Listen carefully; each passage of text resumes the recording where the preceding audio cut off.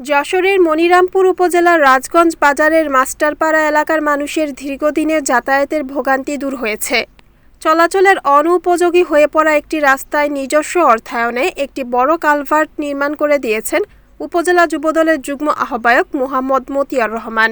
রোববার বিকেলে নবনির্মিত এই কালভার্টটি উদ্বোধন ও সর্বসাধারণের চলাচলের জন্য উন্মুক্ত করা হয়।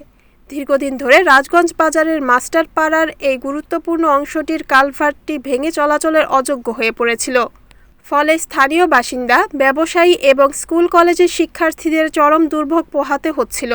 বিষয়টি নজরে আসার পর কোনো সরকারি বরাদ্দের অপেক্ষা না করেই জনস্বার্থে এগিয়ে আসেন যুবদল নেতা মোহাম্মদ মতিয়ার রহমান। তিনি সম্পূর্ণ নিজস্ব অর্থায়নে কালভার্টটি নতুন করে নির্মাণ করে দেন। কালভার্টটি উন্মুক্তকরণের সময় উপজেলা যুবদলের যুগ্ম আহ্বায়ক মোহাম্মদ মতিয়ার রহমান বলেন, রাজনীতি জনগণের কল্যাণের জন্য। রাজগঞ্জ বাজারের মাস্টারপাড়ার এই রাস্তাটি দিয়ে প্রতিদিন শত শত মানুষ চলাচল করেন। দীর্ঘদিন ধরে কালভার্টটি ভেঙে থাকায় সাধারণ মানুষ ও ছোট ছোট ছেলেমেয়েরা চরম দুর্ভোগের শিকার হচ্ছিল। জনগণের এই কষ্ট আমি সহ্য করতে পারিনি। শহীদ রাষ্ট্রপতি জিয়াউর রহমানের আদর্শ এবং দেশনায়ক তারেক রহমানের নির্দেশনায় অনুপ্রাণিত হয়ে আমি আমার সাধ্যমতো চেষ্টা করেছি মানুষের পাশে দাঁড়াতে। আগামীতেও এই এলাকার যে কোনো জনহিতকর কাজে আমি নিজেকে নিয়োজিত রাখব, ইনশাল্লাহ। এই কালভার্টটি নির্মিত হওয়ায় স্বস্তি ফিরেছে স্থানীয়দের মাঝে।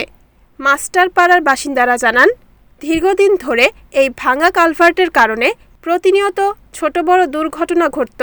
যুবদল নেতা মতিয়ার রহমানের এই উদ্যোগে তাদের দীর্ঘদিনের দাবি ও স্বপ্ন পূরণ হলো। তার এই নিঃস্বার্থ জনকল্যাণমূলক কাজের প্রশংসা করছেন রাজগঞ্জ বাজারের ব্যবসায়ী ও সাধারণ মানুষ। কালভার্ট উদ্বোধনের সময় স্থানীয় গণ্যমান্য ব্যক্তিবর্গ, ব্যবসায়ী এবং যুবদলের বিভিন্ন স্তরের নেতাকর্মীরা উপস্থিত ছিলেন। তারা মতিয়ার রহমানের এই মানবিক ও উন্নয়নমূলক উদ্যোগকে সাধুবাদ জানান। রিপোর্ট উত্তম চক্রবর্তী, NNTV, যশোর।